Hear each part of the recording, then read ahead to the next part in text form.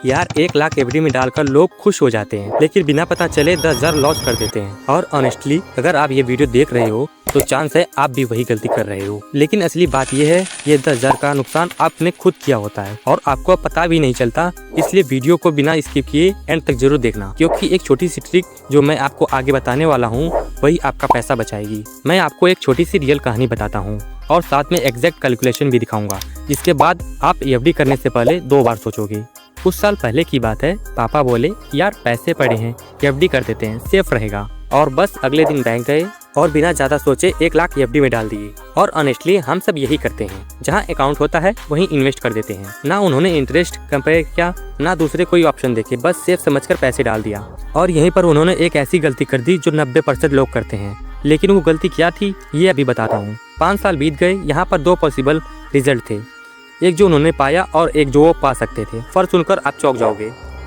FD mature हुई, पापा खुश थे कि अब अच्छा रिटर्न मिलेगा। बैंक ने मैच्योर अमाउंट दिया करीब 1,34,000। पहली नजर में लगा ठीक है, और यहीं पर मुझे डाउट। लेकिन जब मैंने कंपेयर किया तो पता चला अगर वही पैसा पोस्ट ऑफिस एफडी में होता तो अमाउंट होता करीब 1,44,000। तब समझ आया गलती कहाँ हुई। मतलब सीधा 10,000 का फर्क, सेम पैसा, सेम टाइम, सेम सेफ्टी, फिर भी इतना बड़ा लॉस। लेकिन यहाँ एक बहुत बड़ा मिथ है।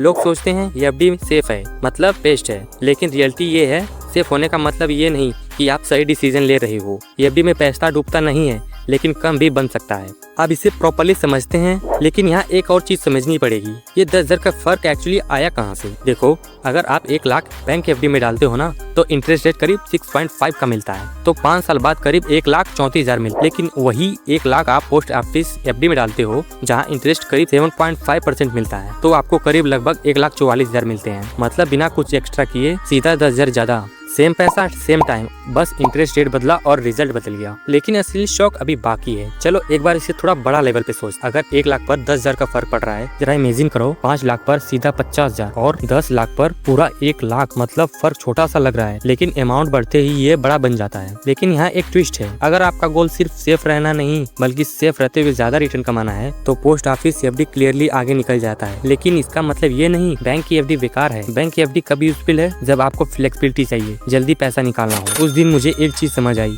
फाइनेंस में सबसे ज्यादा बड़ा नुकसान वो नहीं होता जो दिखता है, सबसे बड़ा नुकसान वो होता है जो क्विकली आपके रिटर्न को कम कर देता है। आप खुद सोचो, हर इन्वेस्टमेंट में 2 से 3% कम कमा रहे हो तो 10 साल में कितना नुकसान होगा। अब सवाल ये है, ऐसी गलती दोबारा ना हो इसके लिए क्या करना चाहिए? एफडी करने से पहले ये 3 चीजें चेक करो। इंटरेस्ट रेट 2-3 जगह कंपेयर करो। पॉइंट नंबर 2, कितने टाइम के लिए पैसा लॉक होगा? लिक्विडिटी, जरूरत पड़ने पर पैसा निकाल सकते हो या नहीं। बस ये 3 चीजें आपको हजारों नहीं लाखों का नुकसान बचा सकती हैं। अब एक सिंपल ट्रिक बताता हूँ। आज ही गूगल पर सर्च करो बैंक एफडी इंटरेस्ट रेट 2026 और कंपेयर करो बैंक वर्सेस पोस्ट ऑफिस। बस 5 मिनट लगेंगे, लेकिन ये आपके हजारों रुपए बचा। कमेंट में बताओ आपने एफडी कहाँ कर रखी है, बैंक या पोस्ट ऑफिस। अगर आप चाहते हो कि आपका पैसा सही जगह ग्रो करे तो हमारे फाइनेंस कवरेज चैनल को सब्सक्राइब करना मत भूलना, क्योंकि यहाँ हम सिर्फ नॉलेज नहीं, रियल पैसा बढ़ाने की स्ट्रेटेजी बताते हैं। और अगले वीडियो में मैं बताऊंगा रोज 100 रुपए बचाकर 5 साल में कितना बड़ा फंड बनाया जा सकता है।